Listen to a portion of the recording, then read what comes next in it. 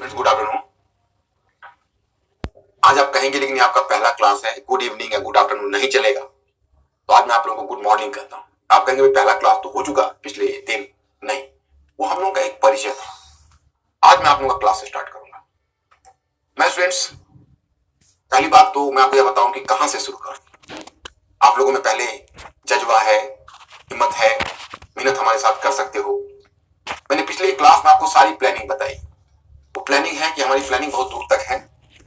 हम अभी formal way में आपको अपनी टीम से, हमारी टीम से नहीं मिलवा सके, हम आपको अपनी टीम से भी मिलवाएंगे, ठीक है जी।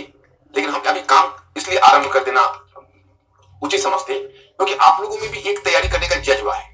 तो क्यों ना हम लोग पहले स्टार्ट कर दें, कुछ बातें आपको समझा दें और थोड़ी थोड़ी कम से कम बेसिक स्टडीज आप शुरू कर दो। उसके बाद फिर मजा आएगा। फिर हम जब अपने सारे प्रोग्राम को अनफोल्ड करेंगे तो फिर आपको ज्यादा से ज्यादा समझने का अवसर मिलेगा और आप उससे ज्यादा से ज्यादा लाभान्वित हो पाओगे। तो आप लोग जो आपका मंतव्य है, आप अपने, मैं सारी चीजों का जवाब तो क्लास लेते समय नहीं दे पाऊंगा, जब तो जानते हैं कुछ एक बाध्यता होती है क्योंकि हमारे कुछ समझाने और पढ़ाने का एक फ्लो होता है। अगर मैं बार बार उसमें डिस्ट्रैक्ट करूंगा तो आपका पढ़ाई हर्ज होगा, उसमें नुकसान हो सकता है। इसलिए हम आपको जो भी आवश्यक चीजें होंगी, अभी जो क्वेरीज होंगे, जो मैं पूछूंगा, तो प्लीज आप लोग कमेंट बॉक्स में रखना। अब एक चीज बताइए, कहां से शुरू करें? तो पहले आते हैं एक मुद्दे पर। जैसे हम हिस्ट्री से आरंभ करें, और पिछले दिन हम लोगों की सहमति बनी थी, याद करिए कि हम लोग को मॉडर्न हिस्ट्री से शुरू करना है। लेकिन मैं यहाँ पर यह कहना चाहूंगा कि मॉडर्न हिस्ट्री से सिर्फ शुरू करने से नहीं होगा, क्योंकि आप लोगों का जो एक परसेप्शन है तैयारी का और जो मेरा परसेप्शन है वो परसेप्शन अलग अलग है। अभी आपको हमारे साथ ट्यून्ड अप होना होगा। तो पहले आप यह जान लीजिए कि आप अपने स्तर से मॉडर्न हिस्ट्री कैसे पढ़ रहे थे और अब हमारे साथ आपकी तैयारी का पैटर्न किस प्रकार से बदल जाएगा। देखिए, इतिहास, समाजशास्त्र, राजनीति शास्त्र, ये जितने भी विषय हैं उन सभी के लिए टर्म आता है मानविकी विषय या सामाजिक विज्ञान। तो आप जब किसी विषय को आरंभ करते हैं, किसी विषय को पढ़ते हैं, तो नॉर्मली बच्चों के मन में एक सवाल होता है कि सर मैं यह पुस्तक पढ़ूं, वह पुस्तक पढ़ूं, आप अगर यह पुस्तक अवेलेबल नहीं है तो यह पुस्तक पढ़ लूं, यह शिक्षक अवेलेबल नहीं है तो इस शिक्षक से पढ़ लूं। मुद्दा ये नहीं है, इस फंडामेंटल चीज को जानते ही लोग नहीं है कि कैसे पढ़ूं।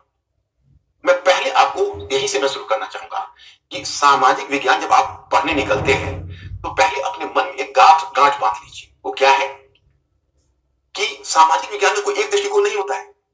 जब आप सामाजिक विज्ञान पढ़ते हैं तो आपको इतना मानसिक लचीलापन चाहिए कि किसी बिंदु पर एक से अधिक विचार होते हैं, एक से अधिक दृष्टिकोण होते हैं और उन दृष्टिकोण को समझना मांगता है। क्योंकि देखिए, क्वेश्चन मैं आपको क्वेश्चन से प्रूव करूंगा, फिर आपको ये बात समझ में आ जाएगी। देखिए, एक प्राकृतिक विज्ञान और एक सामाजिक विज्ञान में क्या अंतर होता है।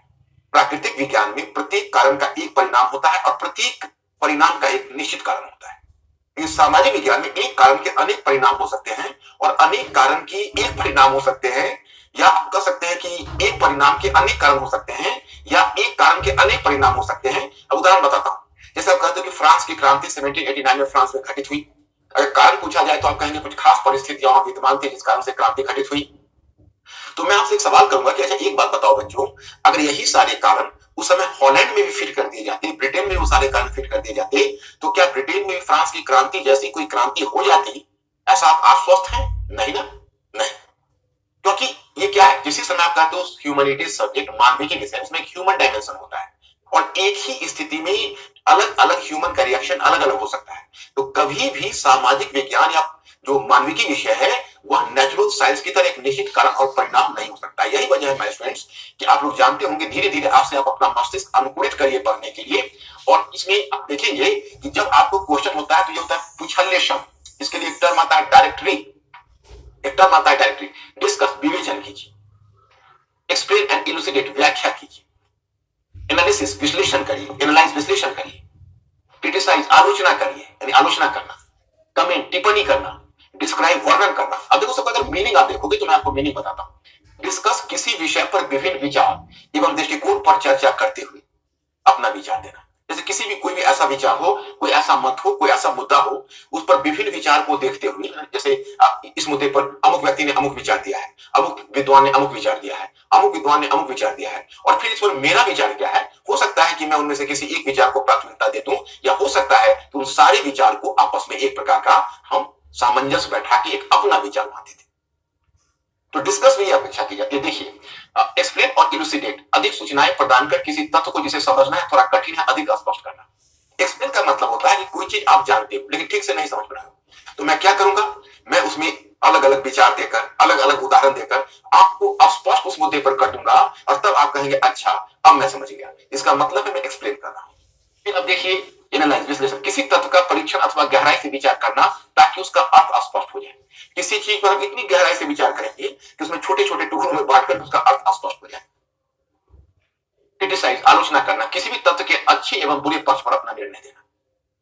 जब हम किसी तत्व के अच्छे या बुरे पक्ष पर निर्णय देते हैं, उसका सबल पक्ष भी बताते हैं और निर्बल पक्ष भी बताते हैं, तब वह हुआ क्रिटिसाइज, यानी आलोचना करिए। उसी का शब्द आता है हिंदी में, आलोचना कीजिए, समालोचना कीजिए, समीक्षा कीजिए। उसके आगे का टर्म आता है डिस्क्राइब, वर्णन करना, किसी तत्व अथवा व्यक्ति के विषय में विस्तार से लिखना ताकि उसका स्वरूप स्पष्ट हो जाए।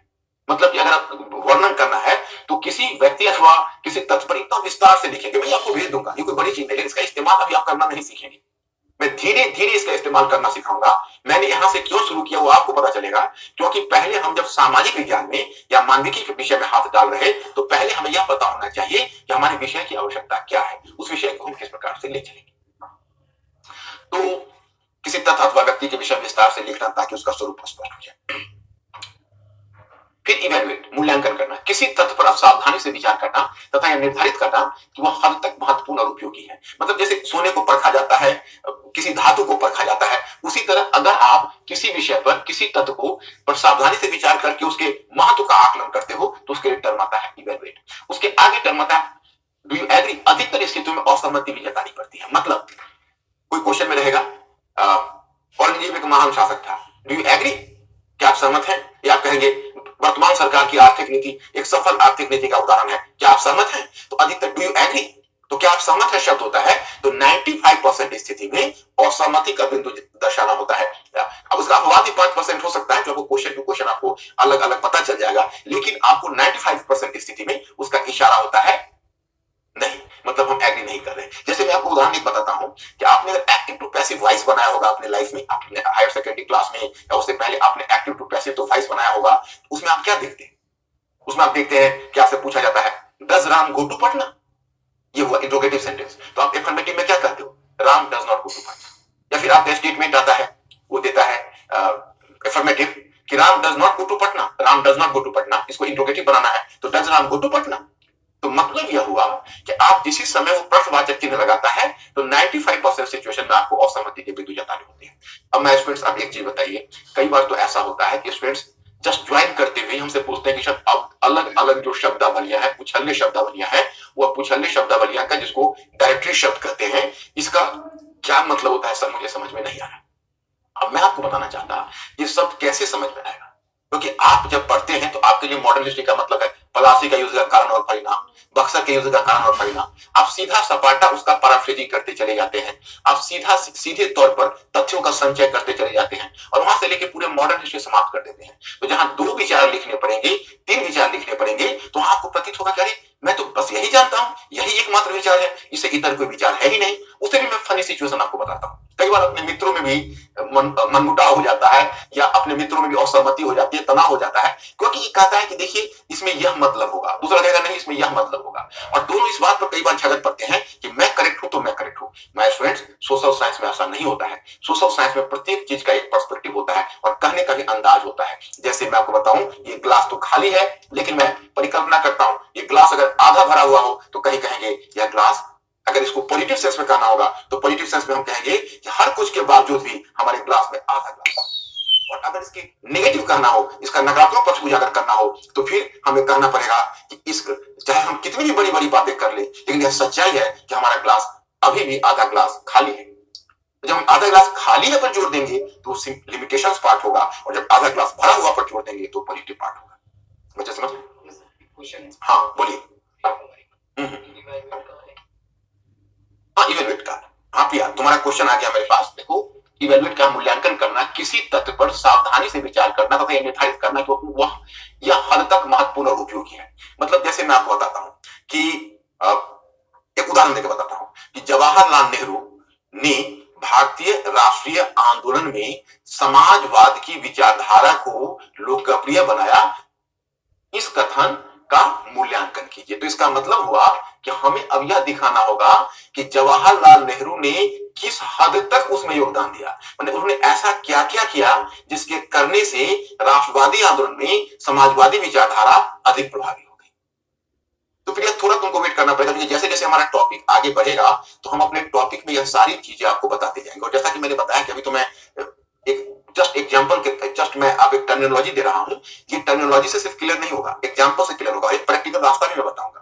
बल्कि इसमें 8 या 10 मैंने कुछ हले शब्द दिए हैं, इन प्रैक्टिकली तुमको लिखने में 2 ही तरह की चीजें काम आएगी, उसको हम 2 पार्ट में क्लासिफाई कर देंगे। जहां है प्रकाश डालिए, व्याख्या कीजिए, विश्लेषण कीजिए, परीक्षण कीजिए, या जो ये शब्द आता है मूल्यांकन कीजिए, उसको हम एक कोटि में डाल दिया, और दूसरे कोटि में डाल दिया समीक्षा कीजिए, विवेचन कीजिए, आलोचनात्मक परीक्षण कीजिए या आलोचनात्मक परीक्षण कीजिए। तो ये शब्द है विवेचन कीजिए, क्या आप सहमत हैं, इसको दूसरी कैटेगरी में डाल दिया। और पहले कैटेगरी में आप एक उसको हाइपोथेटिकल क्वेश्चन कहते हैं, और दूसरी कैटेगरी में जो आते हैं उसको आर्गुमेंटेटिव क्वेश्चन कहते हैं। मैं भी एग्जांपल देके आपको समझाऊंगा तो ये बात आपको स्पष्ट हो जाएगी। तो यहां तक ये शब्दावलियां पहली बार मैं आपको परिचय दे रहा हूं। आप लोगों को सिर्फ यह काम करना है कि शब्दावलियां मैं आपको ये पीडीएफ के फॉर्म में भेजता रहूंगा मैटर, आप लोग पीडीएफ के फॉर्म में उस मैटर को देखते रहना, और कोई भी दिक्कत हो तो बताना। अब मैं तुमको एक एग्जाम्पल देता हूं तो आपको समझ में आ जाएगा। कौन सा एग्जाम्पल दूं जो आप लोगों के लिए भी सहज होगा? एग्जाम्पल मैं ऐसा एग्जाम्पल देता हूं कि जिनके बारे में थोड़ा बहुत आप जानते होंगे, तो क्योंकि मॉडर्न हिस्ट्री तो आपने पढ़ा नहीं है, तो चलिए मैं आपको एक एग्जाम्पल गांधी जी पर ही देता हूं। चलिए,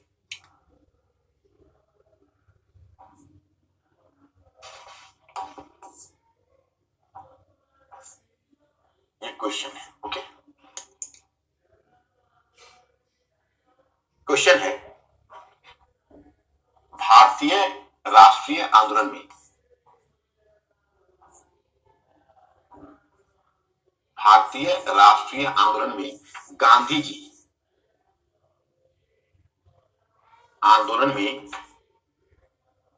जी के योगदान, गांधी जी के योगदान का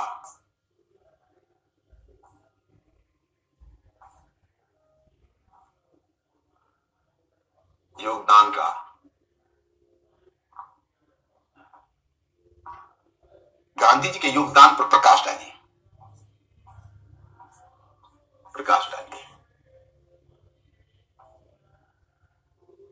गांधी जी के योगदान पर प्रकाश डालिए। दूसरा क्वेश्चन आपका आता है, ये पहला क्वेश्चन। दूसरा क्वेश्चन है, यही स्टेटमेंट रहेगा। देखो ये स्टेटमेंट, आप इस प्रश्न को देखिए, भारतीय राष्ट्रीय आंदोलन में गांधी जी के योगदान पर प्रकाश डालिए। ये शब्द है गांधी जी के योगदान, ये शब्द हुआ, इसको कहते हैं टॉपिक स्टेटमेंट। और जो यह शब्द है प्रकाश डालिए, यह है डायरेक्टली। तो 2 शब्द का प्रयोग हुआ। मैं थोड़ा अंग्रेजी में भी बोलना पड़ेगा क्योंकि उसका हिंदी शब्द कुछ क्लियर नहीं है। जैसे यहाँ जो पहला पार्ट आपका प्रश्न का हुआ उसको कहते हैं टॉपिक स्टेटमेंट, और जो दूसरा पार्ट आप देखते हो प्रकाश डालिए उसको कहते हैं डायरेक्टली। तो ये देखो टॉपिक स्टेटमेंट वही रहेगा, ये डायरेक्टली है।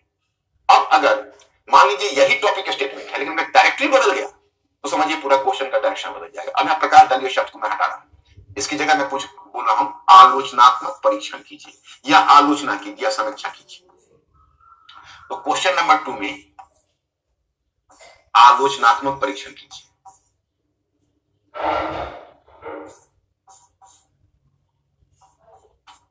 आलोचनात्मक परीक्षण कीजिए। अब देखिए ये दोनों 2 क्वेश्चन है, क्योंकि इसमें मैंने बाकी चीजें नहीं लिखी है, बाकी चीजें मैंने डॉट डॉट करके छोड़ दिया है। जैसे आपने पीछे देखा कि भारतीय राष्ट्रीय आंदोलन में गांधी जी की योगदान, तो यहां पर प्रकाश डालिए हुआ, तो ये इस क्वेश्चन को बोलते हैं hypothetical question. Hypothetical question,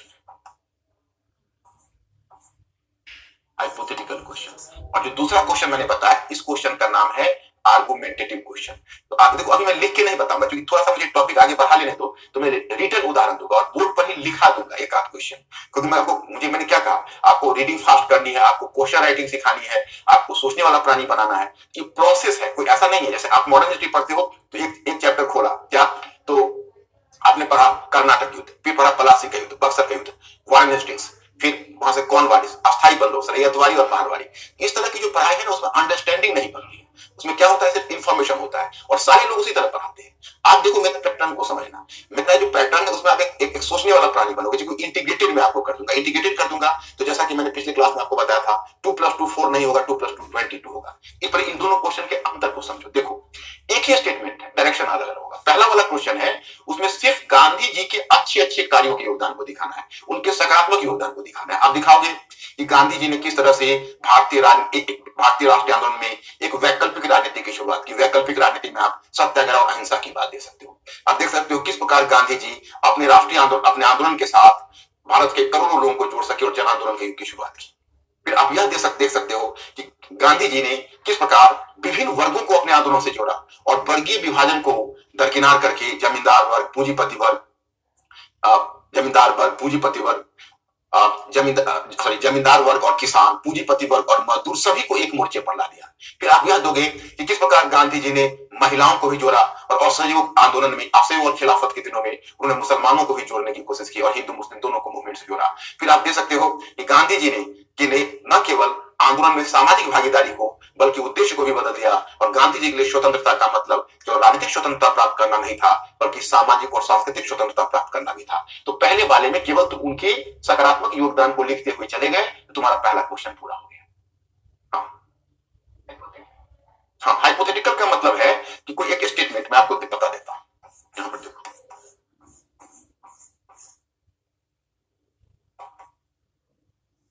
hypothetical का क्वेश्चन का मतलब हुआ जैसे वैसे हाइपोथेसिस तो स्टेटमेंट को बोलते हैं, कोई एक विचार तुम तो उसको कहते हैं हाइपोथेसिस की परिकल्पना। क्वेश्चन के फॉर्म में माय स्टूडेंट्स इस बात को ध्यान रखना, जब तुम शब्द देखोगे हाइपोथेटिकल तो इसका मतलब तुम यह लगाना कि कोई ऐसा क्वेश्चन है जिसमें स्टेटमेंट को सिद्ध करना है, उसको कंटेस्ट नहीं करना है। जैसे मैं आपको बताता हूं कि भारतीय राष्ट्रीय आंदोलन में गांधी जी के योगदान का आलोचनात्मक परीक्षण कीजिए या गांधी जी के योगदान का विवेचन कीजिए। यह आपको रहेगा कि भारतीय राष्ट्रीय आंदोलन में क्या गांधी जी ने भारतीय राष्ट्रीय आंदोलन में केवल सकारात्मक योगदान दिखाया।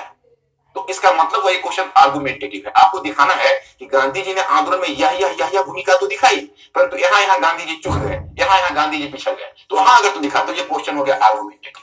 इसको आर्गुमेंटेटिव कहते हैं। आर्गुमेंटेटिव का मतलब हुआ कि हम इस स्टेटमेंट को, इसमें आपको हाइपोथेटिकल क्वेश्चन में जो स्टेटमेंट किसने क्वेश्चन पूछा था तो नाम के साथ बताया करो। तो अमित तुम सुन रहे हो, जो पहला वाला क्वेश्चन है वो पहले वाले क्वेश्चन में जो हाइपोथेसिस दिया हुआ है सीधा सीधा आप उस हाइपोथेसिस को प्रूव करोगे, और जो दूसरा वाला क्वेश्चन है उसमें आपको हाइपोथेसिस को प्रूव नहीं करना है बल्कि उस हाइपोथेसिस को कंटेस्ट भी करना है। You understand my point or not? Hypothesis को कंटेस्ट करने का मतलब है कि आप सिर्फ यही नहीं कह रहे हो कि गांधी जी ने योगदान दिया, बल्कि आप यह भी दिखा रहे हो कि गांधी जी कहां कहां चूक गए, कहां कहां वो बदलाव नहीं ला सके। जैसे I am giving the example, देखो जैसे आप पहला वाला पॉइंट का सारा चीज थोड़ा छोटा करके दूसरे में डाल ही दोगे जो गांधी जी ने अच्छा अच्छा काम यहाँ किया, और तब उसके बाद तुम उसमें थोड़ा सा बदलाव ले आओगे। उसमें तुम कहोगे कि परंतु दूसरी तरफ गांधी जी ने आर्थिक मोर्चे पर कोई महत्वपूर्ण परिवर्तन नहीं लाया, उन्होंने किसानों की समस्या को नहीं उठाया, उन्होंने जमींदारों के विशेषाधिकारों पर चोट नहीं की, पूंजीपतियों के विशेषाधिकारों पर चोट नहीं की, और महिलाओं के राजनीतिक आंदोलन में शामिल किया, लेकिन महिलाओं के पारिवारिक और सामाजिक अधिकार पर उन्होंने बल नहीं दिया। तो तुम्हारी सीमाएं हो जाएगी और तब हो जाएगा आलोचनात्मक परीक्षण की। लेकिन ध्यान दें बच्चे, फिर जब तुम निष्कर्ष लिखोगे, अभी तो मैं आपको उत्तर नहीं बता रहा हूं क्योंकि अभी तुमको थोड़ा सा नॉलेज और दे तो फिर उत्तर बताऊंगा, लिख कर बता दूंगा। तो फिर तुम देखोगे कि दोनों पक्षों को लिखने के बाद अंत में तुम्हारा निष्कर्ष का पार्ट आएगा। निष्कर्ष में तुम ऐसा नहीं कि तुम नेगेटिव ही निष्कर्ष दोगे, तुम उसके पॉजिटिव भी दे सकते हो, नेगेटिव भी दे सकते हो। तो राइटिंग में तो धीरे धीरे थोड़ा समय लगेगा। यहाँ पर मैं मुख्य रूप से तुमको यह संकेत देना चाहता हूं कि देखो, जब हम लोग सोशल साइंस पढ़ते हैं तो सोशल साइंस में एक विचार नहीं होता है। केवल गांधी जी के अच्छा पक्ष हम जानेंगे तो हमारी तैयारी अधूरी रह जाएगी। गांधी जी के अगेंस्ट में कोई केवल बोलता है तो तैयारी कच्ची रह जाएगी। बल्कि हमें गांधी जी के अच्छे पक्षों को जानने के साथ साथ कहां कहां गांधी जी बदलाव नहीं ला पाए, कहां कहां गांधी जी ने समझौता कर लिया, उन बातों की जानकारी भी चाहिए। अब जब हम इतनी व्यापकता से पढ़ेंगे तब हमारे सामने एक चैलेंज यह होगा कि यार इसको हम रिटेन कैसे करें, दिमाग में इतनी चीजें रखें कैसे। क्योंकि रखने के तरीका मैं बता रहा हूं कि कैसे आपको सोचने वाला प्राणी बनाऊंगा, और सोचने वाले प्राणी का मतलब है कि मैं इंटीग्रेटेड आपको पढ़ाऊंगा। इंटीग्रेटेड पढ़ाने से क्या होगा कि एक से दूसरा जब लिंक होगा तो आपकी समझ में समय आ जाएगा। तो मुझे लगता है कि मैं पहला वाला इशू शायद इसमें संकेत देने में, राइटिंग तो बाद में लिखाऊंगा, इंडिया में संकेत देने में कामयाब रहा कि नहीं कि आप सामाजिक विज्ञान के स्वरूप को समझ चुके हो। प्राकृतिक विज्ञान या नेचुरल साइंस से मैं बिलीव कर रहा हूं नेचुरल साइंस से सामाजिक विज्ञान इस रूप में अलग होता है कि नेचुरल साइंस में एक कारण का एक विशिष्ट परिणाम होता है और एक परिणाम का कोई विशिष्ट कारण होता है, कोई निश्चित कारण होता है। लेकिन सोशल सामाजिक विज्ञान में एक कारण के अनेक परिणाम भी हो सकते हैं और एक परिणाम के अनेक कारण भी हो सकते हैं। तो you have to be clear about that. तो क्या अंकुर ये लोग क्लियर हैं? क्या इन लोगों का क्या मानना है, समझ में आ रहा है?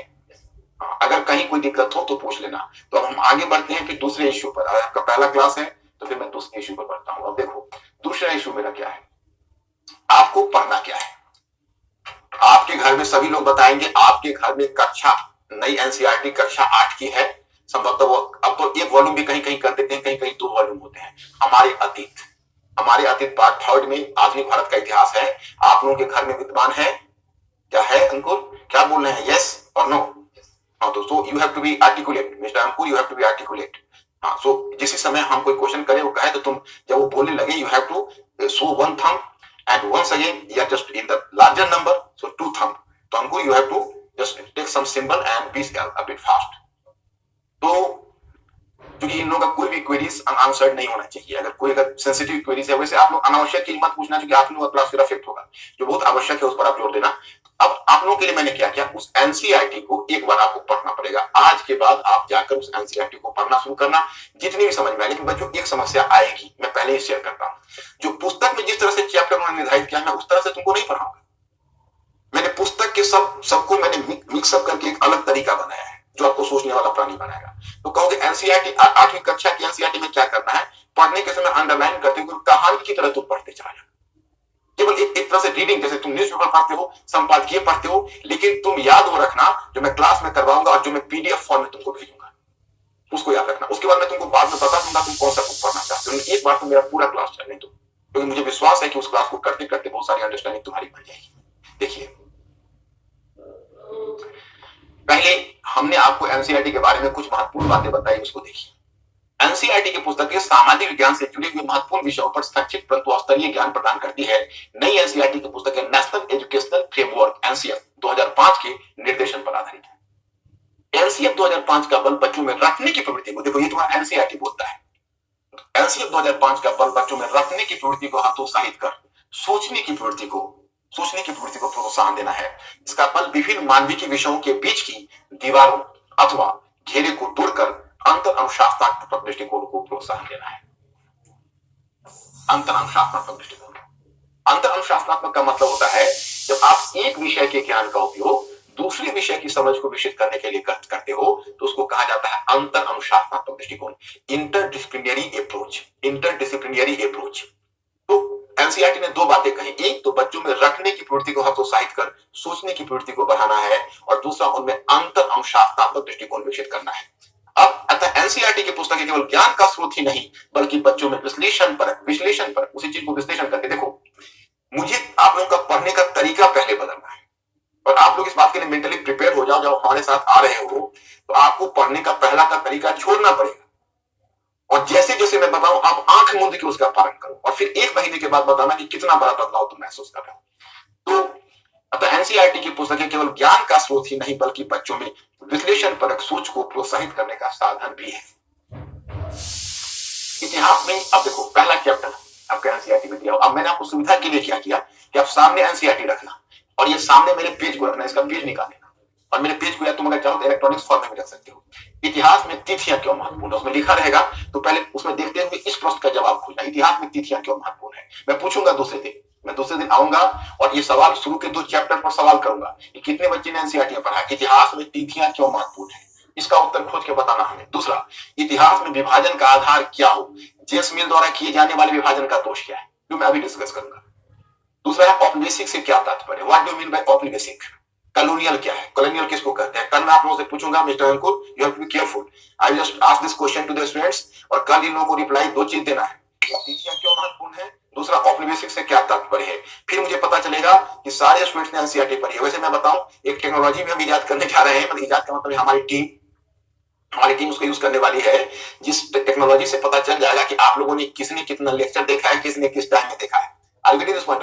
उससे क्या होगा कि आप लोगों की जो पूरी तैयारी है उसको हम मॉनिटर करते रहेंगे, और इस बात का पूरा हम ध्यान रखेंगे कि आप लोगों की तैयारी में कहीं कोई कोताही कोई कमी ना हो। तो ये दोनों प्रश्न का जवाब कल हमें चाहिए। पुस्तक के मुख्य पृष्ठ पर हमारा अतीत की जगह हमारे अतीत शब्द का प्रयोग क्यों है, ये सवाल अगर अभी मैं आपसे पूछूं, क्योंकि ये क्वेश्चन उसमें दिया हुआ नहीं है, ये हमारा सवाल है कि पुस्तक के मुख्य पृष्ठ पर हमारा अतीत की जगह हमारे अतीत शब्द का प्रयोग क्यों हुआ है। आप में से कोई आगे बढ़ेगा, पुस्तक के मुख्य पृष्ठ पर हमारा अतीत की जगह हमारे अतीत शब्द का प्रयोग क्यों हुआ है। मतलब क्या आप बता सकते हैं कि हमारा अतीत और हमारे अतीत में क्या अंतर है। आप में से कोई बता सकता है? Mister Ankur, is response coming? हमारा प्रश्न यह फिर एक बार रिपीट कर रहा कि हमें पुस्तक के मुख्य पृष्ठ पर हमारा अतीत की जगह हमारे अतीत शब्द का क्यों प्रयोग हुआ है मॉडर्न हिस्ट्री में?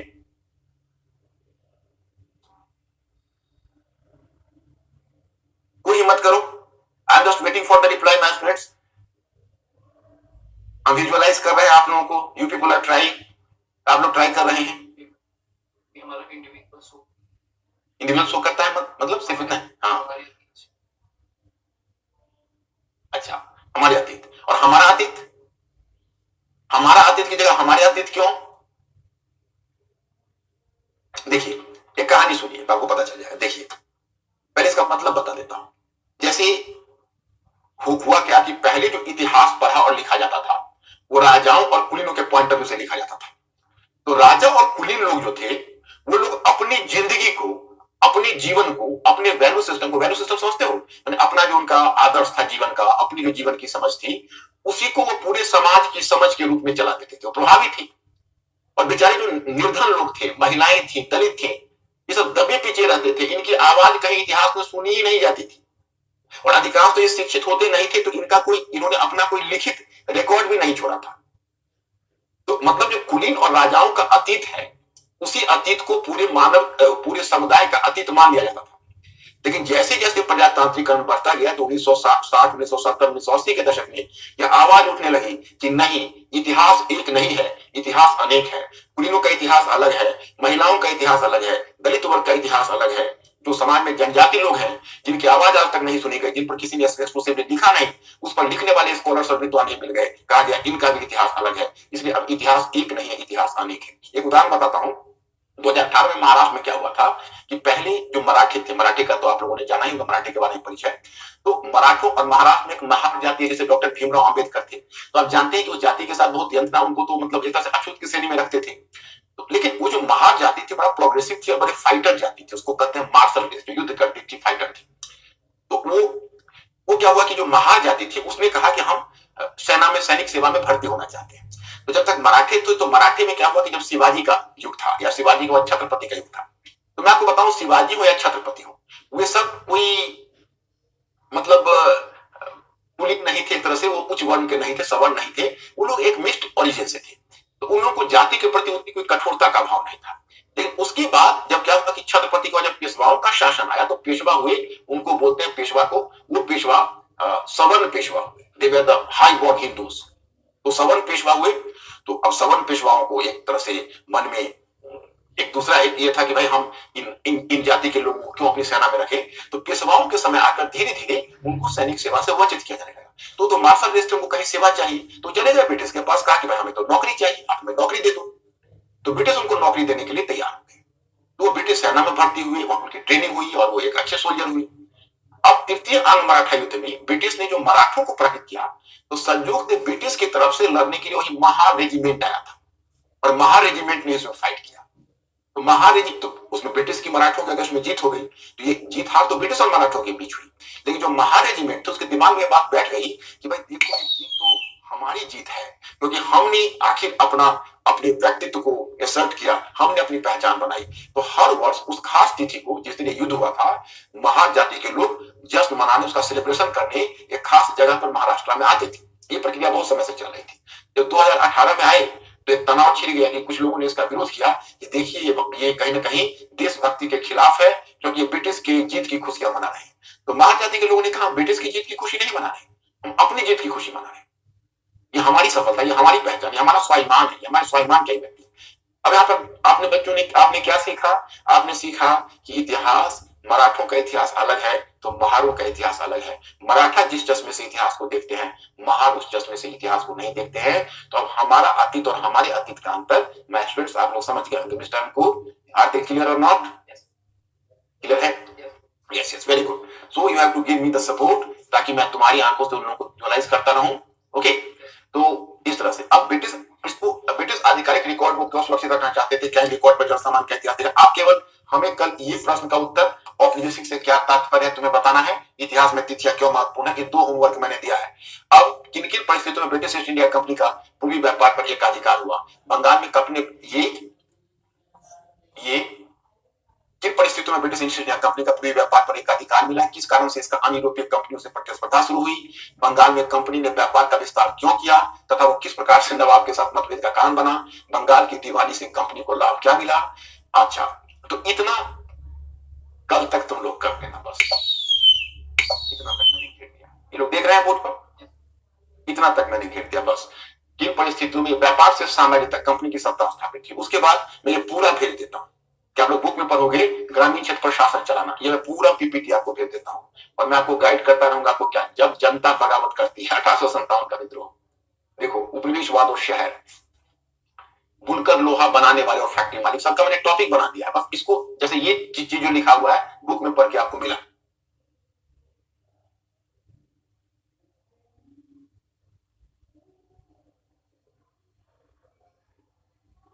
मैं उसको बुनकर लोहा और फैक्ट्री मालिक, देसी जनता को सब बनाना और राष्ट्र को शिक्षित करना, कोई अंग्रेजी शिक्षा पढ़े। देखो, महिलाएं, जाति और सुधार, दृश्य कलाओं की बदलती दुनिया, राष्ट्रीय आंदोलन का संगठन 1870 के दशक से 1947 तक, 1937 से 1943 तक। अब मैं तुमको एक पहले इसको पढ़ लो, तो मैं कक्षा 12वीं की मॉडर्न हिस्ट्री के एनसीईआरटी का भी बना दूंगा इसी तरह, और तुम उसको फॉलो करके एक बार पढ़ लेना, उसी में से मैं टर्म को, और अब तो धीरे धीरे कॉम्प्रिहेंशन सिखाऊंगा तो उसी से कॉम्प्रिहेंशन का पीस निकाल दूंगा, तो तुम्हारी अंडरस्टैंडिंग और भी बेहतर होगी। एक बार कॉम्प्रिहेंशन देखने लगोगे, जैसा मैंने प्लान आपको कहा है, उससे आपको फिर धीरे धीरे आपको निबंध पर भी ले जाऊंगा, तो फिर हल्का हल्का हमारी जो टीम है वो निबंध पर भी वर्क करेगी, तो वो पूरी व्यवस्था आपको यहाँ पर इस वेन्यू से मिलेगी, क्योंकि मुझे एक नए सिरे से और नए तरीके से आपको लेकर चलना है। तो ये सब पहलू को आप देख लोगे।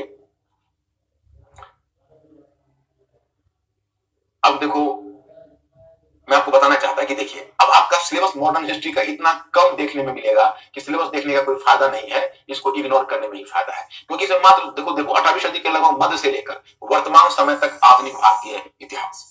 तो एनसीईआरटी एक बार डायरेक्ट नहीं पढ़ना, कल मैंने आपको बंगाल तक दिया है एनसीईआरटी पढ़ने को, तो आपने पहला चैप्टर और सेकेंड वन चैप्टर आपको पढ़ना है, तो आपको यही 2 एनसीईआरटी पढ़नी है, बाकी नहीं पढ़नी है।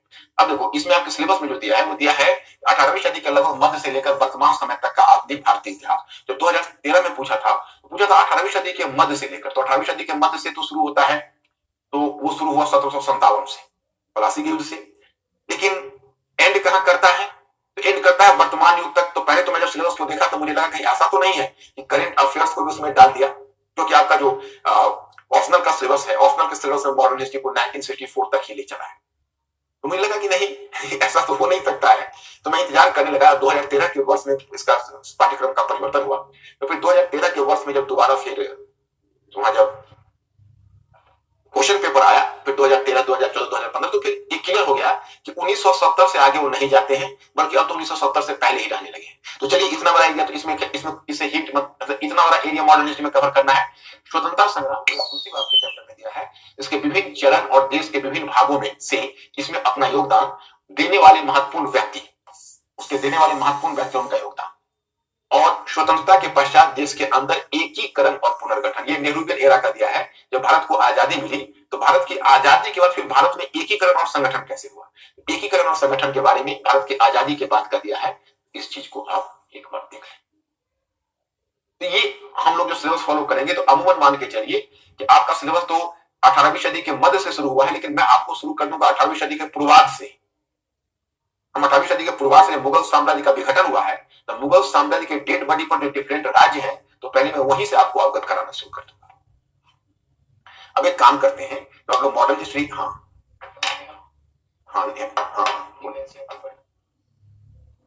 यहाँ मैंने बिल्कुल ही आपको स्पष्ट कहा है, हमारे अतीत एनसीईआरटी आपकी न्यू एनसीईआरटी है।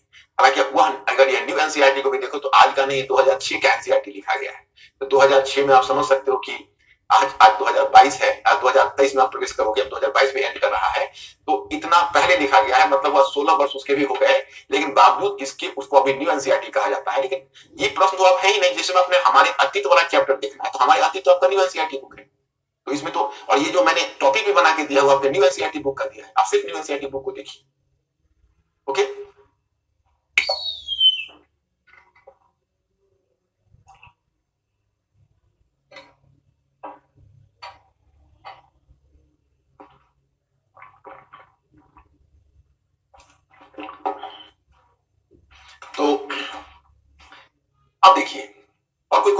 Any question?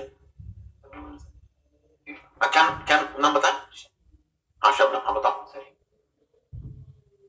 देखो हिस्ट्री बुक कभी ज्यादा परचेज मत करो, तुम एनसीईआरटी पुस्तक परचेज कर लो, और एनसीईआरटी नई वाली के अलावा अगर आप चाहते हो तो एनसीईआरटी परचेज कर लो। एक 8वीं कक्षा की एनसीईआरटी परचेज कर लो, परचेज करके घर में रखने के लिए, फिर मैं इंस्ट्रक्शन दूंगा। तो एक 8वीं कक्षा की एनसीईआरटी परचेज कर लो, एक 12वीं कक्षा की नई एनसीईआरटी परचेज कर लो।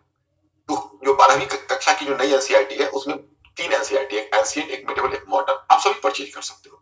और अभी तो आप मॉडर्न हिस्ट्री भी केवल परचेज कर सकते हो। उसके अलावा आप विपिन चंद्रा की बुक पहले वाली है, विपिन चंद्रा की बुक है पहले वाली, मॉडर्न आधुनिक भारत का इतिहास, वो पहली एनसीईआरटी है। अब वो पहली एनसीईआरटी रही नहीं, तो विपिन चंद्र का आधुनिक भारत का इतिहास अब आपको बुक के फॉर्म में छाप दिया है।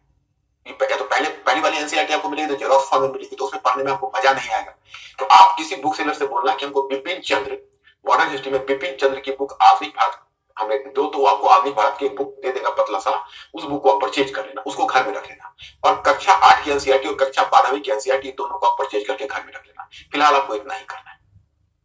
ओके, अब देखो, अब मैं यहां पर क्योंकि आप मॉडर्न हिस्ट्री शुरू करने जा रहे हैं, तो मैं चाहूंगा कि थोड़ा सा पहले आपको इतिहास के विषय में पता चल जाए कि आखिर इतिहास का विभाजन किया कैसे जाता है।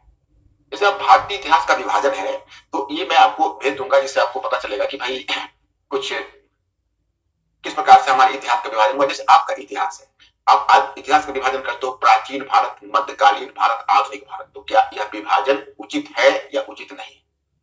आपको ये पीडीएफ में भेज दूंगा, क्योंकि काम की चीज में पीडीएफ इसलिए भेज दूंगा कि पढ़ने के लिए इनिशियल तो आपको कुछ चीजें हैं, हो सकता है लेक्चर के बाद आप मिस कर जाओ। लेक्चर के बाद देखो मिस नहीं कर सकते, अगर लेक्चर को थोड़ा स्लो करके नोट डाउन भी कर लो, या वैसे भी आप लेक्चर सुनने के लिए बैठना तो पेपर और पेन लेके बैठना, तो पेपर और पेन लेकर बैठने से फिर आपको समझने में ज्यादा सुविधा होगी, और उसमें थोड़ा काम की चीज आवश्यक होगा वहां आप नोट डाउन भी कर सकते हो, तो आपके लिए बहुत अच्छा रहेगा। आप उसको अगर थोड़ा सा जैसे कुछ सुन रहे हैं कुछ इंपॉर्टेंट चीज लगी तो नोट डाउन कर लिया, तो आपको याद रखने में उससे सुविधा होगी।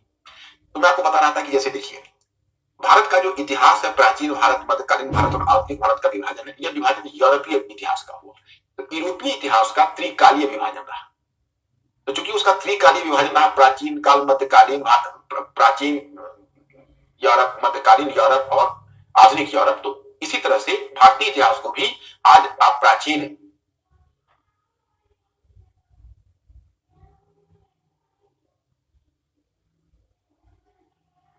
भारत, मध्यकालीन भारत और आधुनिक भारत में बांटते हैं, प्राचीन काल, मध्यकाल और आधुनिक काल। यूरोप में जो प्राचीन काल है उसको कुल मिलाकर प्रगति का काल माना जाता था, जब रोमन साम्राज्य का उद्भव हुआ, और रोमन साम्राज्य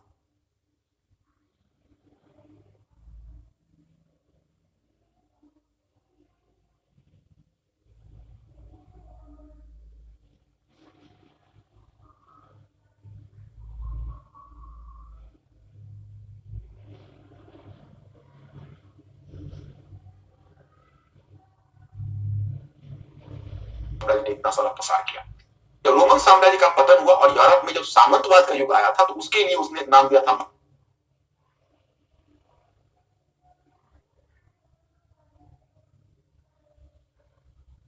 मध्यकाल। और फिर जब एक बार यूरोप के इतिहास में मैं आपको बताऊंगा, जब कुस्तुनतुनिया का पतन हुआ और तुर्कों ने कुस्तुनतुनिया पर कब्जा कर लिया, और जब यूरोप और पूरब के बीच का व्यापारिक मार्ग जब इस्लामी शक्ति ने बंद कर दिया, तो जो मैं आपको 18वीं सदी के उत्तरार्ध में बताऊंगा, यूरोपीय शक्तियों ने नए नए मार्गों की खोज शुरू कर दी। तो जो नए मार्गों की खोज आप देखते हो उसको कहते हैं सी वोयेजेज या सामुद्रिक खोज। जब सामुद्रिक खोज की प्रक्रिया देखोगे उसको भौगोलिक खोज बोलते हैं। वही जो भौगोलिक खोज है वहीं से आधुनिक काल का आरंभ मानते हैं, पुनः जागरण था वगैरह हुआ। तो यूरोप के इतिहास में जब प्राचीन काल, मध्यकाल और आधुनिक काल की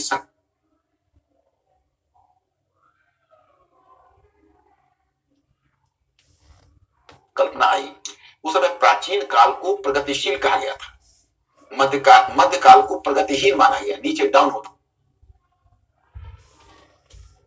हुआ, और फिर आधुनिक काल को प्रगतिशील माना गया। तो पहले क्या हुआ? हाँ आदित्य बोलो।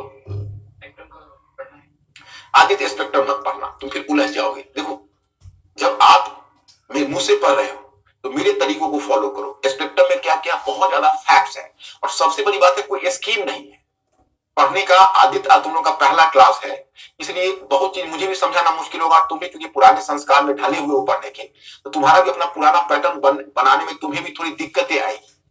लेकिन मैंने क्या कहा कि 4-5 दिन हमारे साथ काम करो तो तुम मेरे पैटर्न को फिर धीरे धीरे समझने लगोगे, और एक बार जब इस पैटर्न को समझ जाओगे तब तुमको पता चलेगा कि पहले पढ़ने में मुश्किलें क्या आती थी। जैसे देखो, बिना स्कीम के तथ्य पढ़ते चलोगे तो रटना पड़ेगा, और रटने की प्रवृत्ति को हतोत्साहित कर सोचने की प्रवृत्ति को बढ़ाना है तो फैक्ट्स को कम करना है। मैंने आपको पहले क्लास में क्या बताया था, इतिहास के अध्ययन का मतलब है परिवर्तन। जैसे अब पलासी और बक्सर का युद्ध पढ़ते हो, जब बंगाल विजय पढ़ते हो, तो बंगाल विजय में मीर जाफर, सिराजुद्दौला और जितने कैरेक्टर है उसने उसको मारा, ब्लैक हॉल त्रासदी हुई, वो सब क्या है, सबसे उदाहरण है।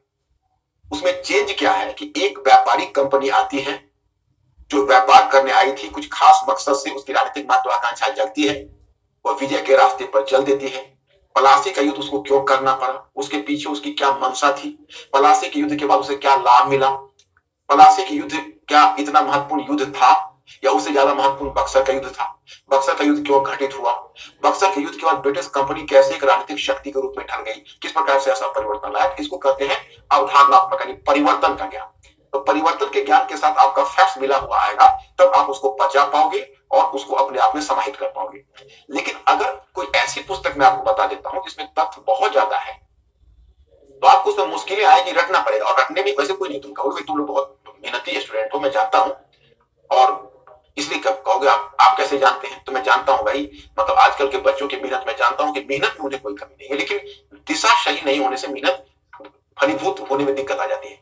तो तुम जैसे स्पेक्ट्रम लिया है, कोई मैं किसी पुस्तक का खिलाफ नहीं हूं, पुस्तक तो पुस्तक है, उसमें इंफॉर्मेशन है तो ठीक है, वो इंफॉर्मेशन इतना ज्यादा है कि वो उसमें तुम उलझ जाओगे और तुम मेहनत करके 2-4 पेज रखते जाओगे तो जैसे जैसे पेज आगे बढ़ेगा पीछे का भूलते जाओगे, और फिर एक बड़ा ही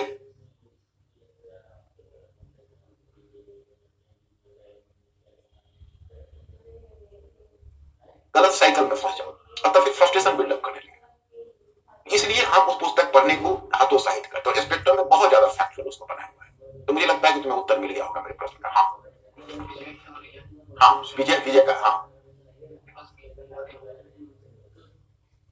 देखो, विजय वीएल ग्रोवर तुम अभी मत छूना, टच ही मत करो, क्योंकि वीएल ग्रोवर में तुमको बहुत ज्यादा तथ्य है। अगर वीएल ग्रोवर तुमने पहले से पढ़ लिया होगा, उसको तुमने कुछ आत्मसात किया होगा तब की बात तो अलग है, लेकिन वीएल ग्रोवर में बहुत ज्यादा तथ्य है। मैंने जो 3 चीजें आपको बताई है, पहले आप उसी पुस्तक को पढ़िए, वीएल ग्रोवर है, उसमें आप देखोगे तो पलासी बक्सर उसमें एक एक घटना है, कहानी है और बहुत सारा इवेंट्स है, उतने इवेंट्स आप नहीं याद रख पाओगे। वीएल ग्रोवर एक्चुअली उन बच्चों के लिए है जो बच्चे ऑप्शनल इतिहास में रखना चाहते हैं, और वो भी केवल ब्रिटिश एक्सपेंशन के लिए, नेशनल मूवमेंट के लिए नहीं। वहां भी जो ऑप्शनल के बच्चे हैं उनको हम रिकमेंड करते हैं शेखर बंदोपाध्याय, जो पलासी से विभाजन तक एक पुस्तक आती है। लेकिन वीएल ग्रोवर उनके लिए उपयोगी है क्योंकि कोटेबल लाइन सब दिए रहते हैं, जो लाइन उनको सहायता करेगी ऑप्शनल पेपर में। जीएस के लिए बहुत ज्यादा वो हेवी हो जाएगा। तो मैं आपको यही कहूंगा विजय कि वीएल ग्रोवर को अभी मत, अगर पहले से आपने नहीं पढ़ा होगा या कुछ चीजों का आत्मसात नहीं किया होगा तो उसको अभी स्पर्शित नहीं कीजिएगा। और मिस्टर अंकु, ओके, एनीथिंग, तो ये बात है। तो अब मैं टॉपिक पर फिर लौटू। तो यूरोप का जो इतिहास है उसको 3 भागों में बांटा गया। तो हमारे इतिहास का कहीं ना कहीं यूरोपीय पैटर्न को प्रभावित किया, यूरोपीय पैटर्न का वो अनुकरण करना चाहते थे। लेकिन देखो दुर्भाग्य रहा, हमारे भारत का जो पहला इतिहास लिखा वो एक इंडियन ने नहीं लिखा, ब्रिटिश ने लिखा। जो आपका एनसीईआरटी का जो पहला चैप्टर पढ़ोगे उसमें मिलेगा, उसका नाम है जेम्स मिल। जेम्स मिल ने भारत का पहला इतिहास लिखा और फिर उन्होंने भारत के इतिहास को विभाजित करके उसका नाम दिया हिंदू काल, मुस्लिम काल और ब्रिटिश काल। तो जो हिंदू काल नाम दिया, हिंदू काल उन्होंने कहा तो प्राचीन भारत के इतिहास को हिंदू काल कहा। और प्राचीन भारत से लेकर जब मोहम्मद घोरी के विजय तक आते हो, जब तुर्की राज्य की स्थापना हुई तो तुर्की राज्य की स्थापना को उसने मुस्लिम काल कहा। और जो 1757 में जो पलासी का युद्ध हुआ तो पलासी के युद्ध को उसने ब्रिटिश काल कहा। तो हिंदू काल, मुस्लिम काल और ब्रिटिश काल, ये 3 नामों का उसने प्रयोग किया। ओके, तो आपको मैं बताता हूं कि भाई इस पर आगे चलकर आपत्ति आऊं, ठीक है भाई आपने गलत नामकरण किया, हिंदू काल, मुस्लिम काल और ब्रिटिश काल नहीं कहना चाहिए। तो आपके मन में सवाल होगा भाई बुराई क्या है? तो अपने एनसीईआरटी में देखना, तुम्हारे एनसीईआरटी में अच्छे ढंग से दिया हुआ है। इसमें विजय चाहे जितने लोग ग्लोबल वगैरह पढ़े तो एनसीईआरटी 8वीं कक्षा का जो आपको ये जाएगा, ये इनको आपको भेज देना हो, हाँ मिस्टर अंकुर, ये पीपीटी का भेज देना और ये बच्चों तक पहुंच जाना चाहिए। तो उसमें एनसीईआरटी का जो टॉपिक्स है वो टॉपिक्स को मैंने 1-2 करके दिया हुआ है और उस टॉपिक में क्वेश्चन बना के दिया हुआ है कि मतलब उसमें इश्यू बना के दिया, उस इश्यू के आधार पर तुम एनसीईआरटी पढ़ोगे। तो पता चलेगा देखो प्राचीन प्राचीन भारत के लोग वो अपने आप को हिंदू नहीं कहते थे, हिंदू पहचान ही बाद में आई। हिंदू शब्द का प्रयोग पहले पार्थियंस ने, ईरानियों ने और अरब वालों ने सिंधु प्रदेश के पूरब में बसने वाले लोगों को उसने सिंधु कहा और सिंधु से हिंदू शब्द निकला। तो हिंदू, उन्होंने पहले जो हिंदू शब्द आया वो भौगोलिक क्षेत्र का व्यंजक था। और 8वीं सदी में अरब वालों ने जब इनको हिंदू कहा तब तक हिंदू शब्द का प्रयोग नहीं होता था। तो मुद्दा यह उठा कि अब अरब वालों ने जब हिंदू कहा है, उससे पहले जब हिंदू शब्द भारतीय अपने आप को हिंदू नहीं कहते हैं तो हिंदू काल क्यों कह रहे हो? और अगर हिंदू काल का मतलब आप लगाते हो ब्राह्मणों, मतलब ब्राह्मणवादी संस्कृति से या ब्राह्मणवादी धर्म से, तो उसमें बौद्ध पंथ भी है, जैन पंथ में विभिन्न प्रकार के धर्म है, किसी एक धर्म की परिधि में हम इसको बांध नहीं सकते, तो फिर इसको हिंदू तुम क्यों कह रहे हो? ये मुद्दा उठा। फिर बात दूसरी उठी, मुस्लिम काल। तो मुस्लिम काल में मोहम्मद गोरी के आक्रमण को आपने मुस्लिम काल कहा। अब इसलिए इस बात पर आपत्ति की जाती है। मैं जरा सोचो, अगर आप लोगों ने मध्यकालीन भारत के इतिहास की थोड़ी अगर आपको समझ होगी, जो हो सकती है, तो आप देखोगे मोहम्मद गोरी ने जिस समय हिंदुस्तान को जीता था 1192 में और तुर्की राज्य की स्थापना की थी तैयार के दूसरे युद्ध के बाद, तो उसने दिल्ली और अजमेर पर कब्जा किया था और 12वीं सदी के अंत तक ज्यादा से ज्यादा कन्नौज और गंगा यमुना के ऊपरी द्वार तक उसका नियंत्रण था। फिर बाकी तो भारतीय उपमहाद्वीप में हिंदू शासक ही शासन कर रहे थे। दक्षिण भारत में जिस समय तुर्की शासन स्थापित, उत्तर भारत में जिस समय तुर्की शासन स्थापित हुआ, उसमें दक्षिण भारत के लोगों को तो पता भी नहीं चला होगा कि भाई इस तरह से तुर्कों ने जीत लिया हिंदुस्तान के एक भाग को और तुर्क शासन कर रहे हैं। दक्षिण भारत के लोगों को पता भी नहीं चला। जाहिर है। तो फिर मुस्लिम काल क्यों? दक्षिण भारत के लोग कहेंगे यार तुमको भले ही तुर्कों से तुम हार रहे थे, तुर्की आक्रमणकारी तुम्हें पराजित कर रहे थे, लेकिन हमारे जो चोल शासक हैं वो तो श्रीलंका को जीत रहे थे, दक्षिण पूर्व एशिया तक मार कर रहे थे। तो तुम्हारे लिए होगा वो मुस्लिम काल, हमारे लिए मुस्लिम काल का है। तो मुस्लिम काल शब्द का औचित्य नहीं। तीसरा उन्होंने कहा ब्रिटिश काल। ब्रिटिश काल कहा बैटल ऑफ पलासी 1757 में जब पलासी का युद्ध हुआ तो उसके लिए उन्होंने कहा कि यहीं से ब्रिटिश काल की शुरुआत है। इस बात पर आपत्ति हुई कि पहली बात है कि जब आप धर्म के आधार पर डिवाइड कर रहे थे और धर्म के आधार पर आपने हिंदू काल कहा, मुस्लिम काल कहा, तो आप क्रिश्चियन काल कहते, तो उनको हिंदू काल कहा, इनको मुस्लिम काल कहा, इनको क्रिश्चियन काल कहने के बजाय आप कहते हो, आप क्रिश्चियन काल नहीं कहते हो, आप कहते हो ब्रिटिश काल। खैर चलो एक मिनट के लिए भी, लेकिन हम ब्रिटिश काल को क्यों आधार माने? मान लीजिए मध्यकाल में तो चलो हिंदू मुस्लिम शासक छोटे रूल में, छोटी क्षेत्र में रूल कर रहे हैं और हिंदू शासक चारों तरफ फैले हुए हैं, बहुत सतर्क प्रजा हिंदू, इसलिए मुस्लिम काल शब्द उचित नहीं। और आपने जो ब्रिटिश काल नाम दिया, तो आप जो ब्रिटिश लोग हैं वो तो बाहर एक्सप्लॉइटर्स हैं, वो तो बाहर के शोषक थे। आप बाहर से आकर लूट कर शोषण करते रहे। लेकिन यहाँ जो हिंदुस्तान है, वो हिंदुस्तान में तो पहले से जो स्टेब्लिश पैटर्न है वही स्टेब्लिश पैटर्न चला रहा है। तो आपने तो कभी अपने आप का देशीकरण किया ही नहीं, आप तो हमेशा एक बाहर शोषक बने रहे। तो ब्रिटिश काल शब्द उचित नहीं है, तो ये अनुचित हुआ। पहले इसका खंडन किसने किया? मैं डू यू अंडरस्टैंड? इसका पहला खंडन किया राष्ट्रवादी लेखकों ने। उन्होंने नाम बदल दिया, कहा नहीं हिंदू मुस्लिम, सॉरी हिंदू मुस्लिम और ब्रिटिश काल नहीं, इसका नाम होना चाहिए प्राचीन काल, मध्यकाल और आधुनिक काल। उन्होंने जो यह बात कही, जानते हो यह पैटर्न उन्होंने कहां से लिया? फिर वही यूरोपीय इतिहास से लिया। यूरोपीय इतिहास में प्राचीन काल, मध्यकाल, ancient, medieval and modern age है, उसी तरह उन्होंने बांटा। लेकिन जानते हो जो नाम बदला, विभाजन का आधार तो वही रखा। मध्यकाल का आरंभ इन्होंने भी मोहम्मद गोरी के आक्रमण और तुर्की शासन की स्थापना से माना। एक तो जेम्स मिल ने एक बड़ा बुरा काम कर दिया, हमारे इतिहास का सांप्रदायिकरण कर दिया, हिंदू और मुस्लिम के बीच एक तरह से दरार पैदा करने की कोशिश की कि देखो भाई ये जो 12वीं सदी से पहले का जो काल है वह हिंदुओं का काल रहा है और 12वीं सदी के बाद बाहर से मुसलमान आ गए, जीत लिया हिंदुस्तान को और अपना काल मुस्लिम काल स्थापित कर दिया। वो इस बात को क्यों नहीं समझ पा रहे हैं कि इन 600 वर्षों में, यानी 12वीं से 18वीं सदी तक हिंदू और मुसलमान दोनों साथ साथ रहते हुए समन्वित संस्कृति का विकास किया। और इस तरह तो बहुत सारे देश में बाहरी लोग गए, वहां के देशी बन गए। ब्रिटिश लोग अमेरिका गए और फिर उनका अमेरिकीकरण हो गया और वही ब्रिटिश लोगों ने अमेरिका के देश में एक क्रांति करके फिर संयुक्त राज्य अमेरिका को एक स्वतंत्र राष्ट्र बनाया।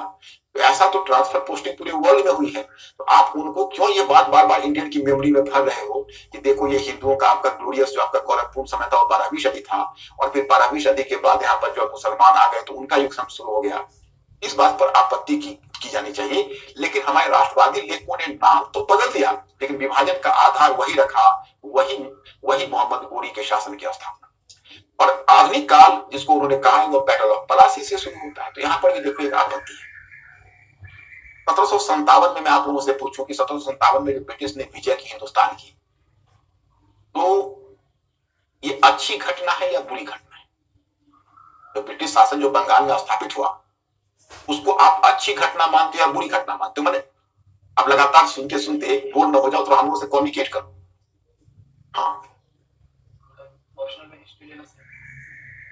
पूछने की बात है, नेकी और पूछ की हिस्ट्री से बढ़िया ऑप्शनल क्या है? इसको लेने में क्या आपत्ति होगी? बिल्कुल लीजिए। History is the mother of all subject, सारे विषयों की जननी है। इसे तो बढ़िया विषय ही नहीं मिलेगा। आप देखो ना, सत्येंद्र नाथ टैगोर से लेकर वर्तमान युग तक सिविल सेवा में हिस्ट्री ने अपनी जगह बनाई हुई है। और कोई काजल नोट्स अभी तुम नहीं उतना इनलाइटेड होगी। काजल तुम जैसे मैं जो अभी जैसे पढ़ा रहा हूं तो मैं तुमको हिंट करता जाऊंगा कि नोट्स कैसे बनाओगे। जिस पैटर्न पर मैं पढ़ाऊंगा उसी पैटर्न पर आप नोट्स बनाओगे। क्योंकि पहले सभी लोग पहले हमको एक बात से श्योर करो, हम जो चेंज पैटर्न बता रहे हैं कि तुम लोगों को ऐसा नहीं कि केवल पेज टू पेज तथ्यों का संचय करना होगा, बल्कि तथ्यों को एक दूसरे से जोड़ कर देखना पड़ेगा, जो मैंने पीछे आपको बताया है पिछले क्लास में और आज मैं विशेषकर बताऊंगा। तो आप हमारे इस बदले हुए पैटर्न को थोड़ा सा समझने का प्रयास कर रहे हो ना, और इस पैटर्न को मत समझना तो पूछ लेना हमसे। इस पैटर्न समझना बहुत ही आवश्यक है। तो फिर लौटता हूं, तो मैं आपको बता रहा था कि अब आधुनिक काल जो अब ये जो आधुनिक काल जैसे बैटल ऑफ पलासी, मेरा प्रश्न यह है इन लोगों से कि पलासी के युद्ध के बाद जो बंगाल में ब्रिटिश शासन की स्थापना हुई उसको आप अच्छी घटना मान रहे हो भारत के लिए, बुरी घटना मान रहे हो? बुरी घटना।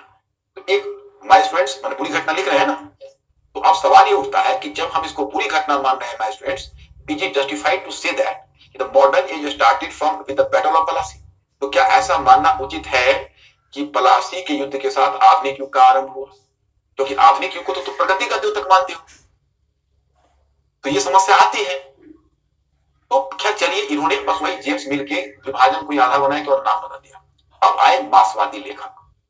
अब ये बहुत डिटेल से मत पूछना कि मार्क्सवादी इतिहास लेखन क्या है, क्योंकि ये तुम लोगों का इंटरेस्ट का विषय नहीं, यह ऑप्शनल वन का। लेकिन तुम लोगों को थोड़ी सी मैं इसलिए झलक देता हूं कि मुझे इनका रेफरेंस देना आवश्यक है। ये जो इस इतिहासकार है, इससे पहले जो इतिहासकार होते थे, जैसे राष्ट्रवादी होते थे या ब्रिटिश लेखक होते थे, वो हमेशा राजवंश के इतिहास पर बल देते थे कि जब राजा बदलता है, एक राजवंश से दूसरा राजवंश आता है, युद्ध होता है, घटनाएं होती है, उसको परिवर्तन का कारक मानते थे। वो मानते थे कि इतिहास में बड़े बड़े परिवर्तन होते हैं, जब एक राजवंश आता है दूसरे राजवंश को हराता है, एक युद्ध होता है, फिर एक राजवंश जाता है दूसरा राजवंश स्थापित होता है, तो उसको इतिहास में हम मानते हैं कि वो परिवर्तन का द्योतक है।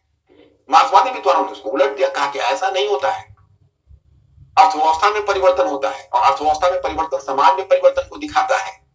अर्थव्यवस्था और समाज में जो परिवर्तन होता है वही परिवर्तन राजनीतिक परिवर्तन का रास्ता तैयार करता है।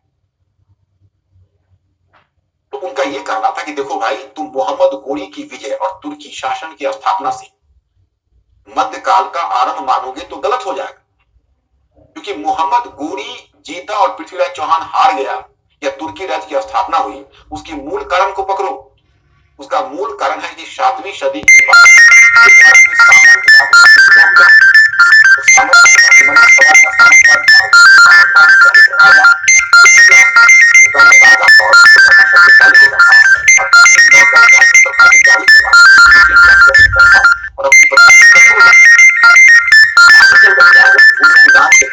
बीच में सरदार लोग आ गए, मध्यस्थ और बिचौलिए आ गए, वही प्रजा से टैक्स वसूलने लगे और राजा को ऊपर कम टैक्स देते थे और ज्यादा खुद डकार लेते थे। वो खुद पावरफुल बन गए, अपने किले बना लिए, अपनी सेना रख ली। तो राजा और प्रजा के बीच बहुत सारे ऐसे छोटे छोटे शासक हो गए जिनके पास अपनी शक्ति थी और राजा और प्रजा के बीच का जो पहले डायरेक्ट संबंध था वो टूट गया और राजा की आमदनी कम हो गई और उसी समय व्यापार को भी धक्का लगा, मुद्राओं की भी कमी पड़ गई। इसको भारतीय सामंतवाद का नाम दिया जाता है। तो उनका कहना था कि सामंतवाद आया जिस कारण से केंद्रीय सत्ता कमजोर हुई और जब केंद्रीय सत्ता कमजोर हो गई तो मोहम्मद गोरी या तुर्की शासकों को भारत में विजय करने का अवसर मिला। अगर केंद्रीय सत्ता कमजोर नहीं होती तो मोहम्मद गोरी हरगिज नहीं जीतता और फिर यहाँ पर तुर्की राज्य की स्थापना नहीं होती। तो हमें इतिहास में परिवर्तन का कारण मोहम्मद गोरी से नहीं मानना है, बल्कि हमें इतिहास में परिवर्तन का कारण सामंतवाद के उद्भव से मानना है। तो जानते हो, उन्होंने एक नया चैप्टर जोड़ दिया, पूर्व मध्यकाल। और पूर्व मध्यकाल आपके पाठ्यक्रम में है 750 ईस्वी से 1200 ईस्वी के बीच। स्टूडेंट्स, क्या मैं आपको समझा पाया ये चीज? 750 से 1200 ईस्वी पूर्व मध्यकाल, और तब अब 4 विभाजन हो गया, प्राचीन काल, पूर्व मध्यकाल, उत्तर मध्यकाल। उत्तर मध्यकाल में सल्तनत काल आ गया जिसको तुर्की शासन की स्थापना कहते हो। तो इतना हो गया। अब क्या हुआ कि 1980 अब 1990 के दशक में, अब आपके मन में जिज्ञासा होगी भाई मैं दशक कहता हूं तो दशक का मतलब क्या है? तो ध्यान रखना, अगर मैं 1980 का दशक बोलूं तो इसका मतलब आप लोग लगाना 1981 से लेकर 1990 तक का काल। 1981 से 1990 तक का काल जो मैं बोलूं तो आप समझ लेना 1980 का दशक। अगर मैं 1990 का दशक बोलूं तो आप समझ लेना 1991 से लेकर 2000 ईस्वी तक का जो काल है उसको हम 1990 का दशक कहते हैं। 1980 का दशक है, 1990 का दशक है, तो ये इन दशकों में आकर फिर एक नए नए इतिहासकार आए। उन्होंने एक प्रश्न चिन्ह लगाया, उन्होंने कहा कि देखिए भाई, ब्रिटिश लोग बोलते हैं या फिर हमारे राष्ट्रवादी इतिहासकार पलासी के युद्ध के साथ आधुनिक युग का आरंभ मानते हैं। उन्होंने एक दूसरा तर्क दिया, उन्होंने कहा कि देखिए ऐसा है, मुगल काल के लेटर फेज में जब उसी समय यूरोपीय कंपनियां आई, भारत में इतना व्यापार बढ़ गया यूरोपीय कंपनियों के आने से, और यूरोपीय कंपनियां जो भारत से वस्तुएं खरीद के ले जाती थी, इस कारण से व्यापारिक क्रांति हो गई। ब्रिटिश और डच कंपनी ने व्यापारिक क्रांति ला दी 17वीं सदी में। और फिर इतनी बड़ी मात्रा में जो अमेरिका से सोने और चांदी आ रही थी, वह सोने और चांदी जब हिंदुस्तान में इतनी बड़ी मात्रा में सोने चांदी आ रही थी, और जब यूरोपीय कंपनियां थी, पोर्चुगीज कंपनी थी, ब्रिटिश कंपनी थी, डच कंपनी थी, फ्रेंच कंपनी थी, ये सब नई नई फसलें भी लेकर आई। जैसे अमेरिका से मक्का की खेती आई, आलू की खेती आई, तंबाकू की खेती आई, लाल मिर्च की खेती आई। तो ये सब जो चीजें आई और ये सब चीजें यहाँ पर उत्पादन बढ़ गया इन चीजों का, तो उनका यह काजू का प्रोडक्शन शुरू हुआ, अल्फोंसो आम का प्रोडक्शन शुरू हुआ, तो कृषि आमदनी बढ़ी, कृषि को प्रोत्साहन मिला। और उधर सोने और चांदी बड़ी मात्रा में भारत में आ रहे थे। उनका कहना है कि भारत में आर्थिक समृद्धि आ रही थी, नए नए समृद्धि क्षेत्रों का विकास हो रहा था, भारत स्वयं से अपनी समृद्धि की तरफ बढ़ रहा था, और संभव था कि ब्रिटिश अगर हस्तक्षेप नहीं करती तो भारत की जो अर्थव्यवस्था है वह पूंजीवाद की तरफ बढ़ जाती, बल्कि ब्रिटिश ने हस्तक्षेप करके हमारी अर्थव्यवस्था की दिशा को बदल दी। तो हम जो पलासी के युद्ध के लिए बोलते हैं, हम ऐसा कहें कि जिसको मुगल काल है उसको एक नया नाम दे, उसका नया नाम होगा पूर्व आधुनिक काल। तो मुगल काल को उन्होंने पूर्व आधुनिक काल कहा। Okay my students, okay. तो अब देखिए कितने काल हो गए, तो एक पूर्व मध्य काल हुआ, फिर पलासी के युद्ध के बाद उत्तर मध्य काल, सॉरी पूर्व आधुनिक काल हुआ, फिर पलासी के युद्ध के बाद उत्तर आधुनिक काल हुआ। तो अब देखिए हम लोगों का इतिहास कितने पैटर्न में बट गया। देखिए आज की तारीख में हम कहते हैं इतने काल भारतीय इतिहास में बांट कर देखते हैं, प्राचीन काल, पूर्व मध्यकाल, मध्यकाल, पूर्व आधुनिक काल और आधुनिक काल। तो ये अब हमारा 1 2 3 4 5 पहले जो त्रिकालीय विभाजन था, एनसीईआरटी में इतना डिटेल्स में आपको नहीं मिलेगा, लेकिन फिर भी आपको वहां पर पढ़ने का मौका मिलेगा। और कल मैंने आपको 2 होमवर्क दिया है, याद करिए। एक होमवर्क क्या है, ये 2 होमवर्क को मैं याद दिलाता हूं। एक आपका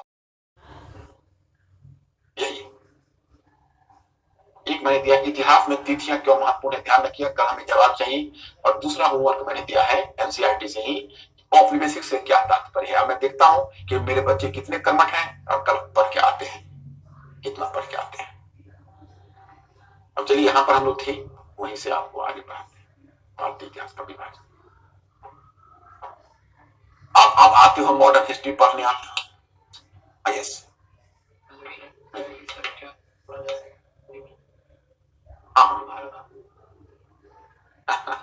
पल्लवी, ये जो तुम्हारे विचार है मैं समझ सकता हूं, तुम तो अभी अबोध हो इतिहास के मामले में। धीरे धीरे ये ब्रिटिश इतिहासकारों ने हमारे दिमाग में भरा है पल्लवी, कि अगर ब्रिटिश नहीं आते तो भारत का इतना आधुनिकीकरण नहीं होता। ये ब्रिटिश इतिहास लेखन की देन है। एक बात बताओ पल्लवी, अगर ब्रिटिश नहीं आते तो हमारे यहाँ तो वैसे भी अमेरिका और यूरोप की सोनी चांदी आ रही थी, हमारे वस्तुओं की इतनी मांग थी। जानते हो उस समय पूरे विश्व सकल घरेलू उत्पाद में, विश्व जीडीपी में, हालांकि जीडीपी का कॉन्सेप्ट तो सेकेंड वर्ल्ड वॉर में आया है, लेकिन जब इसका मेजरमेंट बाद में किया गया कि आखिर 18वीं सदी में ब्रिटिश 18वीं सदी के पूर्वार्ध में पलासी के बैटल से पहले तो हमारी जो कुल जीडीपी थी वो पूरे विश्व के जीडीपी का 24% था, और 31% जीडीपी चाइना के पास था। चीन और इंडिया मिलकर 55% वर्ल्ड जीडीपी सकल घरेलू उत्पाद पर इसका नियंत्रण था पल्लवी। और जानते हो ब्रिटिश शासन, जब ब्रिटिश हमको छोड़ के जा रहे थे तो पूरे वर्ल्ड के रिसोर्सेज में हमारा जीडीपी का मात्रा घट के 3% हो गया। तो हमारे जीडीपी को 55% से 3% लाए, और हम यह मानकर चले कि ब्रिटिश नहीं आए होते तो भारत को समृद्धि नहीं मिलती।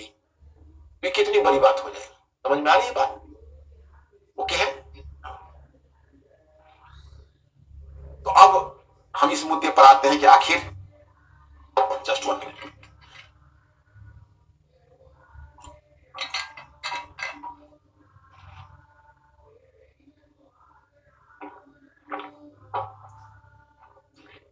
मुद्दे पर आते हैं कि आखिर हम आपको मॉडर्न हिस्ट्री कैसे पढ़ाने जा रहे हैं।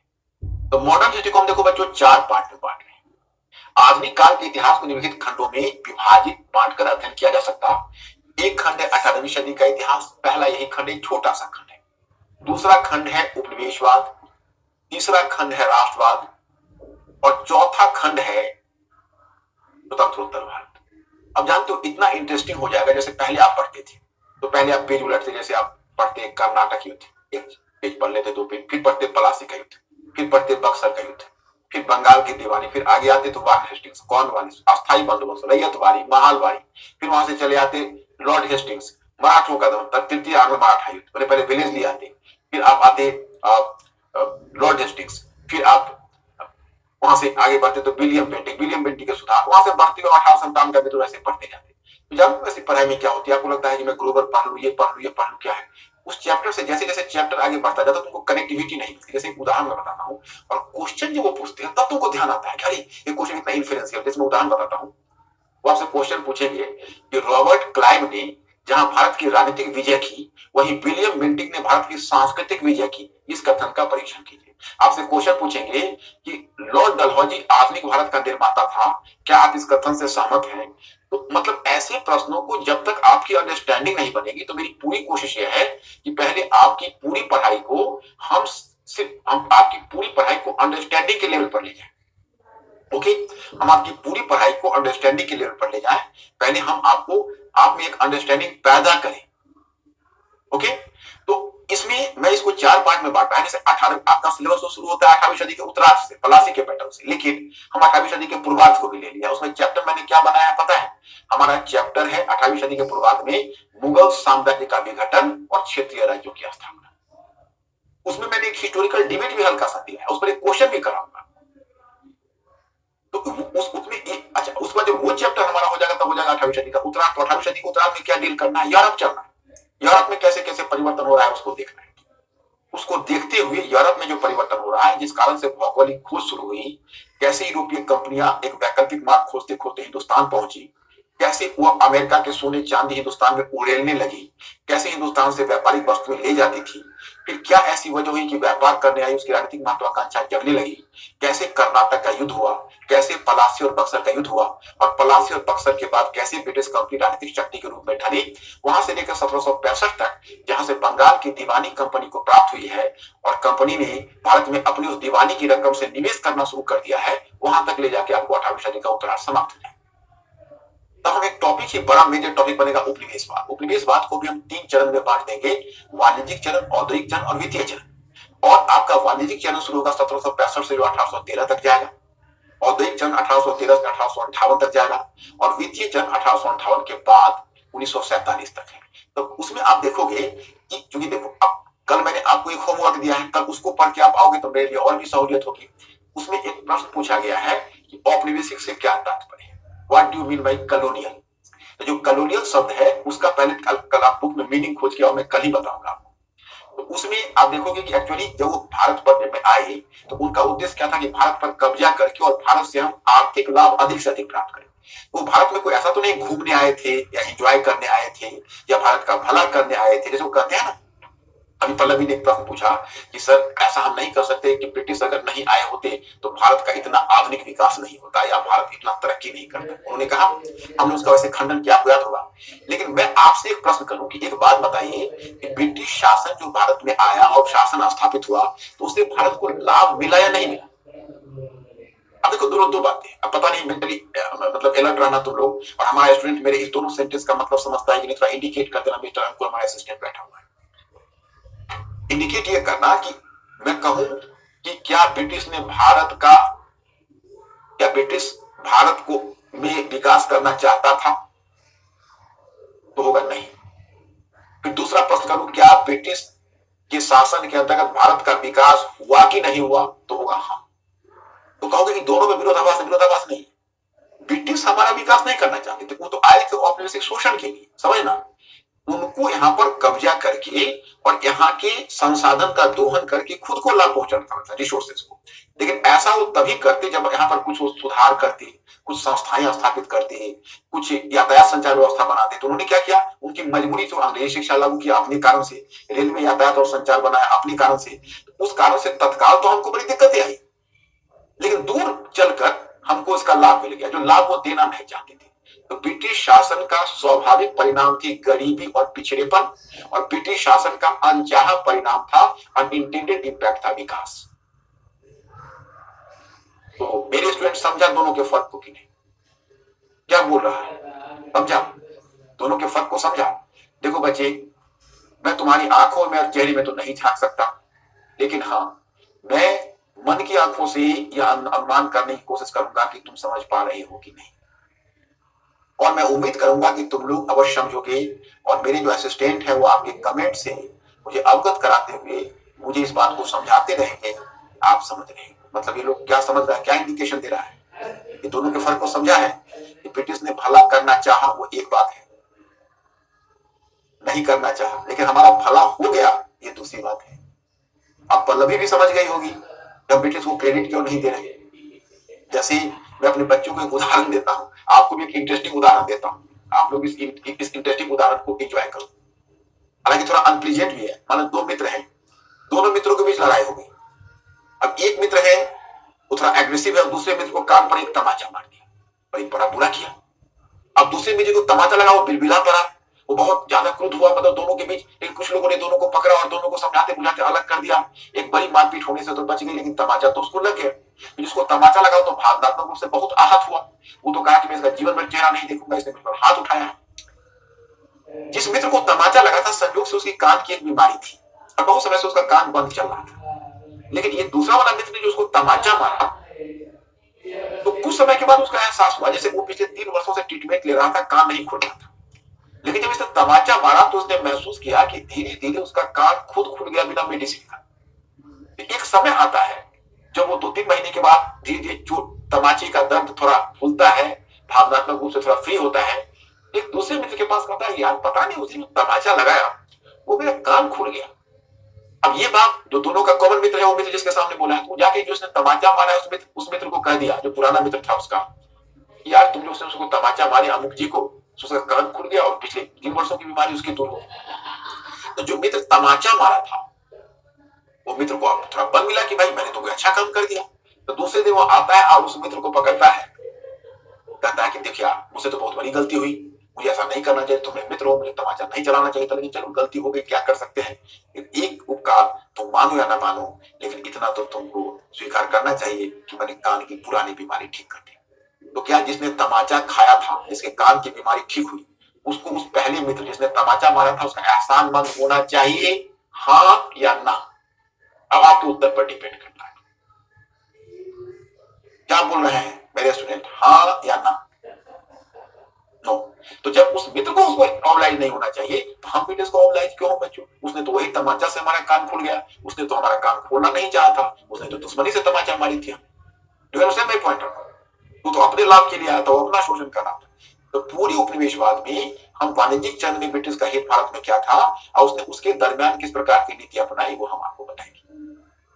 फिर जब तुम औद्योगिक चरण में आओगे तो उसमें ब्रिटिश नीति भारत में शोषण का स्वरूप बदल जाएगा, और ब्रिटिश का जिसमें औपनिवेशिक हित बदलेगा उसकी नीतियां बदल जाएगी, क्योंकि जो राजनीतिक नीति है, प्रशासनिक नीति है, सामाजिक नीति है और सांस्कृतिक नीति है, वह स्वतंत्र नहीं है, वो औपनिवेशिक हित के लिए लाई गई है। ब्रिटिश अगर मुस्कुराए भी भारत में, तो मुस्कुराहट के पीछे कोई ना कोई औपनिवेशिक उद्देश्य है। तो उनका जो उद्देश्य है, तो इसलिए आप यह भी जान लें कि वह स्वेच्छा से ऐसा नहीं कर रहे हैं, बल्कि नीतियां ऐसी हैं कि वो नीतियां उनके औपनिवेशिक हित के लिए लाई जा रही है।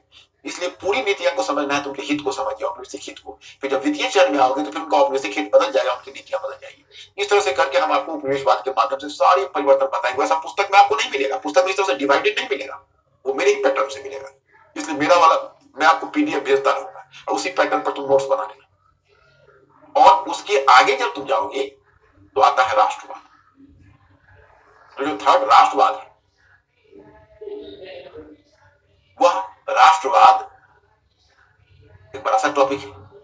तो वो शुरू होगा आपको जनजाति और किसान आंदोलन से 1857 का विद्रोह, 19वीं सदी का समाज एवं आंदोलन, फिर भारतीय राष्ट्रीय कांग्रेस की स्थापना पर चले जाओगे, वहां से लेकर 1947 तक भारत की आजादी तक, वहां पर मैं राष्ट्रवाद की प्रगति कैसे हुई, संप्रदायवाद की प्रगति कैसे हुई, कैसे दोनों समानांतर एक दूसरे के समानांतर पलते और बढ़ते रहे, और कैसे 1947 में भारत को आजादी भी मिली और भारत का विभाजन भी हुआ, इन दोनों को वहां पर हम डील कर लेंगे। उसके बाद तब आपका आएगा स्वतंत्रोत्तर भारत, जिसमें कैसे भारत में राष्ट्र निर्माण की प्रक्रिया हुई 1947 के बाद, कैसे उस समय देशी रियासतों का विलय हुआ, कैसे नए संविधान का गठन हुआ और भारत का पहला चुनाव हुआ, हम लोग कैसे प्रजातांत्रिकरण की तरफ बढ़े, कैसे दुनिया में पहला तृतीय विश्व के देश थे जिन्होंने दुनिया की सबसे बड़ी डेमोक्रेसी बना ली, क्योंकि वन मैन वन वोट को अपना लिया।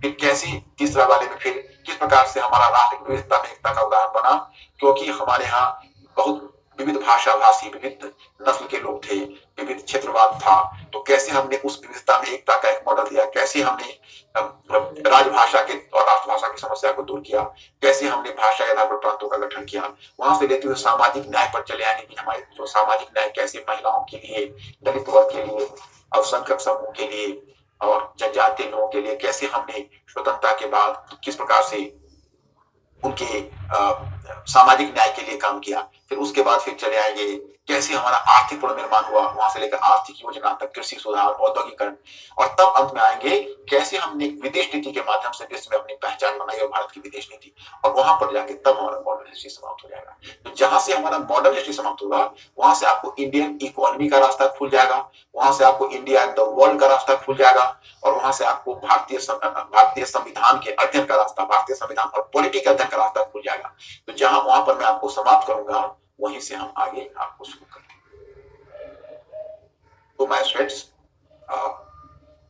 इसको आप समझ पा रहे हैं, दिस इज द पॉइंट है। तो ये मैंने आपको बताया कि ये हमारा पैटर्न है।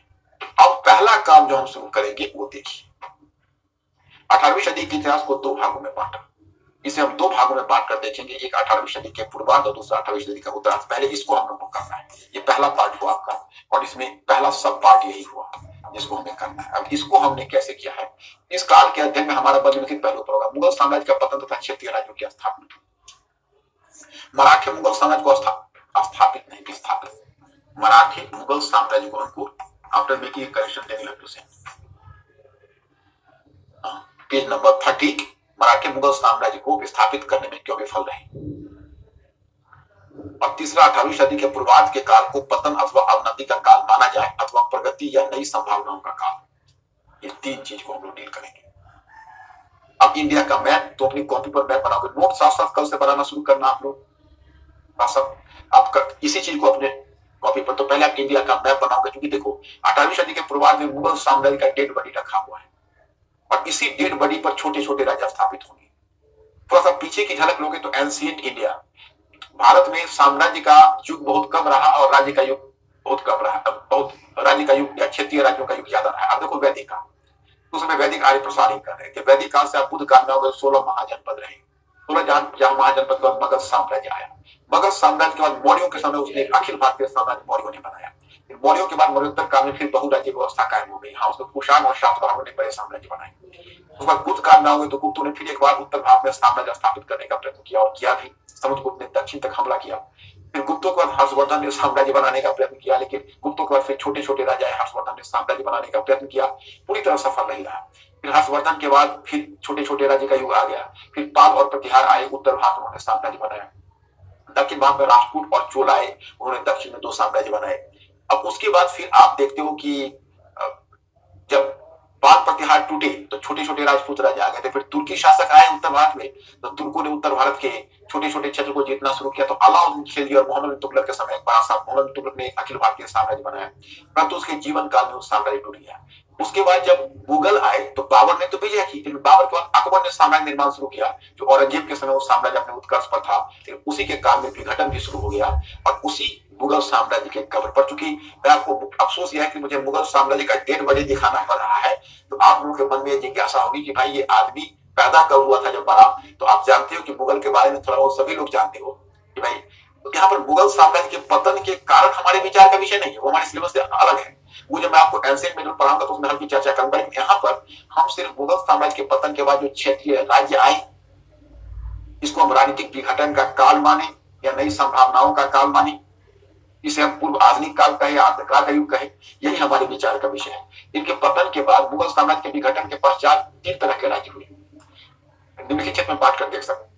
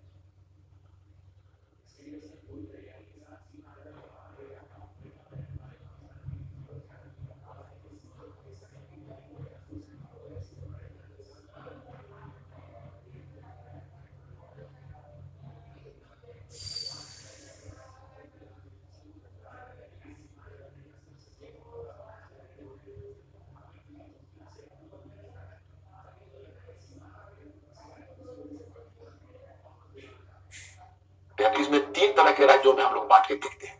एक हुआ उत्तराधिकारी राज्य, जैसे आप इसको ऐसे समझिए,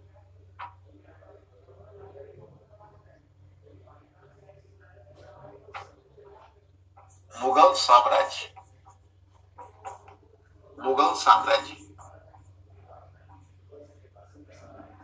के विघटन के पश्चात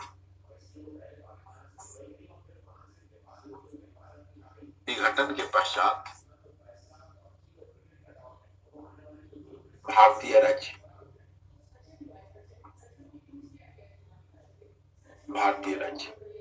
इसमें हमने 1.1 कहा उत्तराधिकारी राज्य।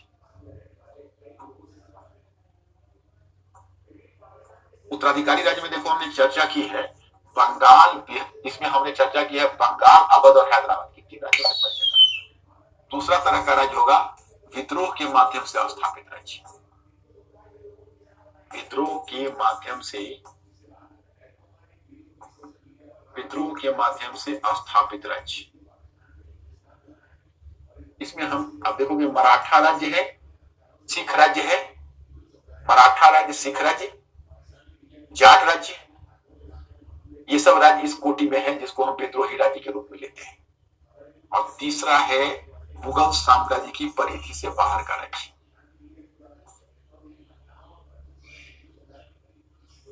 मुगल साम्राज्य की परिधि से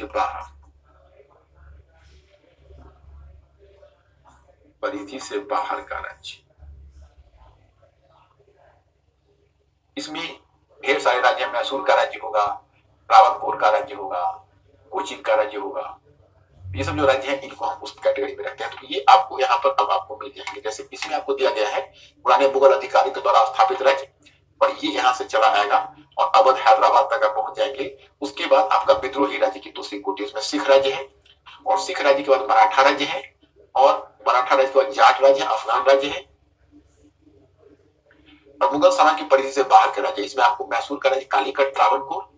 इस युग को अंधकार के युग के रूप में चित्रित करने के आधार क्या है ये, परंतु अंधकार के युग की धारणा को हम ये तो अपना इसलिए मैंने दे दिया कि इसी बहाने पीडीएफ कुछ मिल जाए। मराठे मुगल साम्राज्य को स्थापित कर भारत को एक वैकल्पिक साम्राज्य देने में क्यों विफल रहे, इस पर एक क्वेश्चन भी हल्का सा मैंने दे दिया है, कमजोरी के आधार, इस पर हम चर्चा करें। अब ये क्वेश्चन है तो स्पष्ट कीजिए कि मध्य 18वीं सदी का भारत विखंडित राजतंत्र की छाया किस प्रकार ग्रस्त था, इस पर हम चर्चा करेंगे कल। ये क्वेश्चन आपका मैंने दे दिया है, तो मैं आपको लिख के बता दूंगा। तो ये आज मैं ये आपको पीडीएफ भेज रहा हूँ, इसको देख लेना। और अभी मेरा टारगेट तो है कि 2 घंटे आपको इन्वॉल्व करूं, लेकिन मैं अभी 1.5 घंटे इन्वॉल्व कर रहा हूं कि थोड़ा सा आपको ज्यादा लोड अभी ना पड़े, प्यार से आप चीजों को समझो। तो आप मुझे बताते रहो कि आज समझा कुछ या नहीं समझा, बोले बता दो, या कुछ पूछना है तो बोलो। क्योंकि आज मैं यही स्थगित करता हूं, फिर कल आता हूं और तब तक इस पीडीएफ को भिजवा दूंगा। क्या बोल रहे हैं मिस्टर अंकुर? Inform me. समझा? Okay. Any question my friends?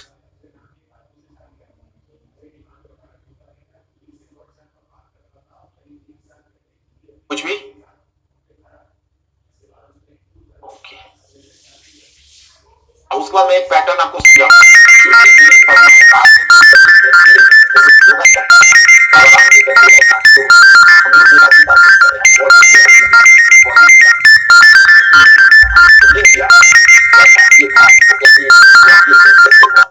Whenever you are going to link each other, that is called intellectual fermentation. इसको बौद्धिक जुगाली का नाम दिया जाता है। क्या बोले बच्चे? तो अब मैं चलता हूं आज के लिए। अब अंकुर तो फिर डिस्कनेक्ट किया जाए। Okay okay my friends, thank you very much.